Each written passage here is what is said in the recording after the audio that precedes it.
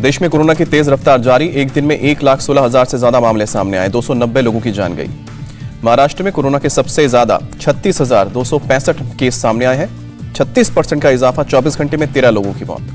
महाराष्ट्र में Omicron variant के भी 79 नए मामले सामने आए हैं। कुल केस अब हो गए 797। मुंबई में कोरोना के 20,181 नए मामले हैं। धारावी में 107 केस मिले हैं। मुंबई के बेस्ट सेवा के 21 और कर्मचारी कोरोना पॉजिटिव मिले हैं। अब तक कुल 87 कर्मचारी संक्रमित। दिल्ली में 24 घंटे में कोरोना के 15,000 से ज्यादा लोग संक्रमित पाए गए हैं। 6 लोगों की जान गई है। यूपी में 24 घंटे में कोरोना के 3,000 से ज्यादा नए मामले सामने आए हैं। गौतम बुद्ध नगर में सबसे ज्यादा 600 केस हैं। बंगाल में कोरोना के 15,421 नए केस मिले हैं और 24 घंटे में 19 लोगों की जान गई है। तमिलनाडु में 24 घंटे में कोरोना के 6,983 लोग संक्रमित हैं। 11 की मौत हुई है। कर्नाटक में कोरोना के 5,000 से ज्यादा नए केस मिले हैं। 24 घंटे में 1 संक्रमित की जान गई है। केरल में कोरोना के 4,649 नए केस मिले हैं। 24 घंटे में 17 लोगों की मौत हुई है। केरल में ओमिक्रॉन के 50 नए केस सामने आए हैं। प्रदेश में कुल मामले 280 हैं। राजस्थान में कोरोना के 2,656 नए केस मिले हैं और अकेले जयपुर में 1,439 लोग संक्रमित पाए गए हैं। झारखंड में कोरोना के 3,704 नए केस मिले हैं। 24 घंटे में 4 लोगों की जान गई है। हरियाणा में पिछले 24 घंटे में कोरोना के 2,678 मामले सामने आए हैं और सक्रिय मामलों की संख्या हो गई है 7,912। छत्तीसगढ़ में बीते 24 घंटे में 2400 लोग कोरोना से संक्रमित पाए गए हैं। प्रदेश में पॉजिटिविटी रेट करीब 5% है। ओडिशा में कोरोना से 1,897 लोग संक्रमित हैं। बीते 5 महीने में पहली बार इतने केसेस मिले हैं। असम में कोरोना के 844 नए मामले। बीते 24 घंटे में 2 लोगों की मौत, 132 मरीज रिकवर। अमृतसर एयरपोर्ट पर रोम से आई फ्लाइट में 125 यात्री कोरोना पॉजिटिव मिले हैं। सभी को क्वारंटीन किया गया है। ओडिशा में ओमिक्रॉन से संक्रमित महिला मरीज की मौत का आकलन जारी है। 27 दिसंबर को हुई थी मौत।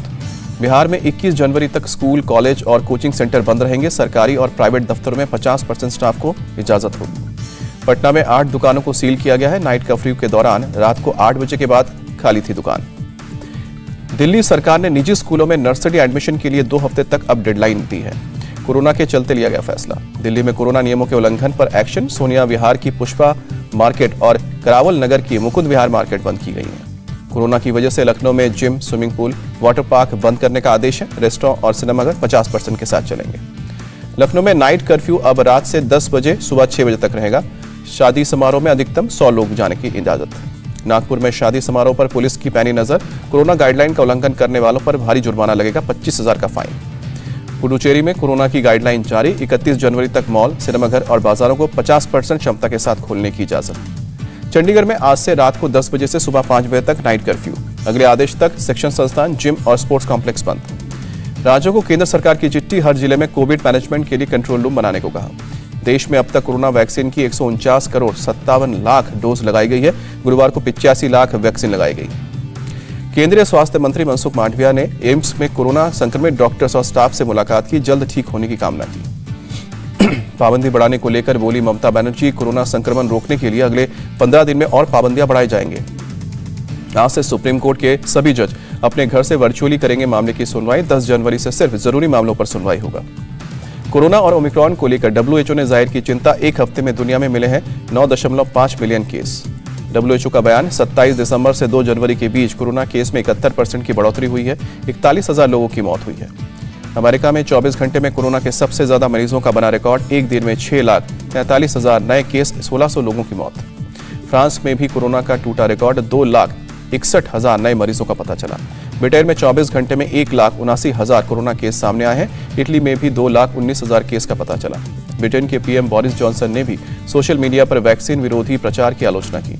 पाकिस्तान में कोरोना के बढ़ते मामलों को लेकर फिर से लागू किए जा रहे हैं कड़े प्रतिबंध। चिली में 10 जनवरी से मिलेगा वैक्सीन का चौथा डोज। राष्ट्रपति सेबेस्टियन पिनारा ने जानकारी दी। PM की सुरक्षा में चूक के मामले पर आज सुप्रीम कोर्ट में सुनवाई होगी। मुख्य न्यायाधीश की अगुवाई में 3 जजों की बेंच सुनवाई करेगी। PM की सुरक्षा चूक के मामले में एक्शन में गृह मंत्रालय जांच के लिए कमेटी तैयार की गई। केंद्रीय सचिवालय के सचिव सुधीर कुमार सक्सेना कमेटी के अध्यक्ष होंगे। IB के ज्वाइंट डायरेक्टर बलबीर सिंह और SPG के IG S सुरेश भी इसमें शामिल होंगे। केंद्रीय कैबिनेट की बैठक में सुरक्षा में चूक पर चर्चा की गई। एक स्वर में बोले मंत्री, सुरक्षा के साथ खिलवाड़ चिंताजनक। मीटिंग के बाद केंद्रीय मंत्री अनुराग ठाकुर ने कहा कि जानकारी जुटाने के बाद कड़े कदम उठाए जाएंगे। सुरक्षा में चूक पर राष्ट्रपति कोविंद ने चिंता जताई। PM ने राष्ट्रपति भवन जाकर मुलाकात की। आज संसद भवन में गांधी मूर्ति पर मौन धरना देंगे बीजेपी के सांसद। पीएम की सुरक्षा में चूक का विरोध करेंगे। अकाली दल के संरक्षक प्रकाश सिंह बादल ने पीएम के काफिले को रोकने को गलत बताया। बोले लेकिन पीएम के कार्यक्रम में लोग नहीं थे। पीएम की सुरक्षा में चूक पर संयुक्त किसान मोर्चा का बयान। पीएम का रास्ता रोकने और कार्यक्रम में अड़चन डालने का कोई प्लान नहीं था। संयुक्त किसान मोर्चा ने कहा कि 5 जनवरी को पंजाब के हर जिले में शांतिपूर्ण विरोध किया था। जिला मुख्यालय जाने से रोकने पर किसान उस पुल पर पहुंच गए थे।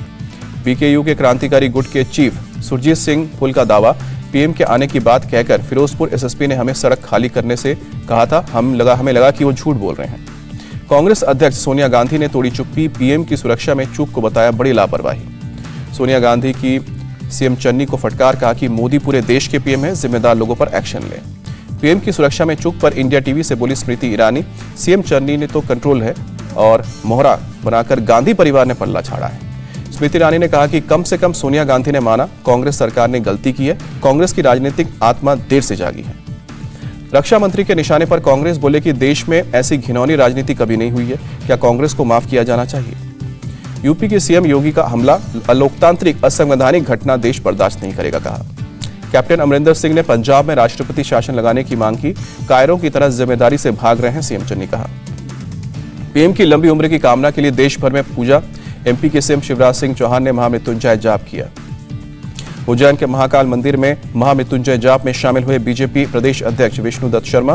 प्रधानमंत्री मोदी की लंबी उम्र की कामना की गई। सीएम योगी ने वाराणसी के काशी विश्वनाथ मंदिर में पीएम की सलामती के लिए मांगी दुआ। काल भैरव मंदिर में भी पूजा की। दिल्ली के हनुमान मंदिर में प्रधानमंत्री मोदी की लंबी आयु के लिए पूजा। दिल्ली बीजेपी अध्यक्ष आदेश गुप्ता ने कहा महामृत्युंजय जाप पाठ किया।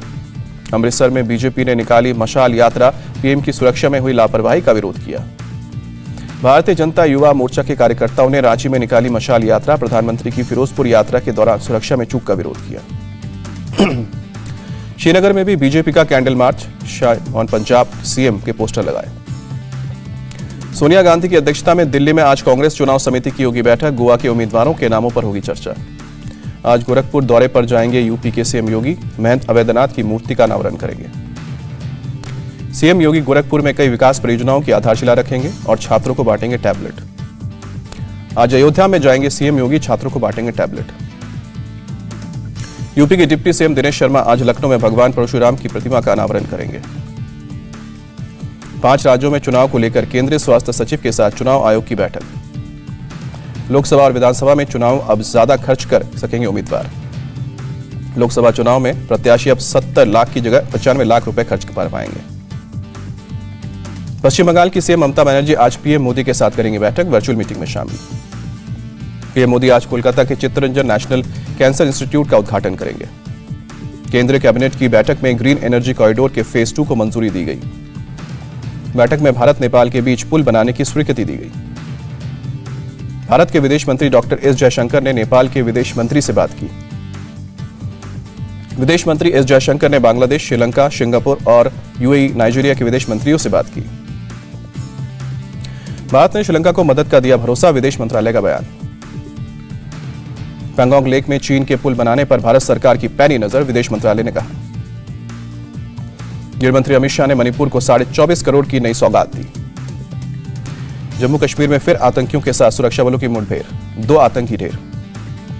लखीमपुर खीरी कांड के आरोपी आशीष मिश्रा की जमानत पर फैसला, सुरक्षित 11 जनवरी को फैसला। बुली बाई ऐप बनाने वाले मुख्य आरोपी नीरज बिश्नोई को दिल्ली पुलिस आईएफएसओ यूनिट ने जज के सामने पेश किया। जम्मू श्रीनगर राजमार्ग पर बर्फ और भूस्खलन को हटाया गया। उत्तराखंड के चमोली में हुई बर्फबारी, तापमान नीचे गिरा। शिमला के नारकंडा में बर्फबारी, चारों ओर बर्फ की चादर। कजाकिस्तान में फ्यूल की कीमतों पर बढ़ोतरी को लेकर हिंसक विरोध। सूडान में सैन्य तख्तापलट के विरोध में एक बार फिर राजधानी में प्रदर्शन। अमेरिका के वेस्ट वर्जीनिया में केंटकी और टेनेसी में तूफान का अलर्ट। जोहानिसबर्ग टेस्ट में 7 विकेट से हारा भारत, साउथ अफ्रीका ने रचा इतिहास। वनडर्स में भारत को मिली पहली हार, अब तक खेले गए 6 मैचों में नहीं हारा था भारत। भारत ने जीत के लिए 240 रनों का लक्ष्य दिया था, साउथ अफ्रीका ने 3 विकेट पर बना दिया। साउथ अफ्रीका की तरफ से कैप्टन डीन एल्गर ने 96 रनों की पारी खेली। साउथ अफ्रीका की तरफ से वंडर डू से 40 और एडम मार्कअप 31 और पीटरसन ने 28 रन जोड़े। दूसरी पारी में भारतीय गेंदबाज विकेट के लिए तरसे। मोहम्मद शमी, शार्दुल ठाकुर और अश्विन को एक एक विकेट मिला।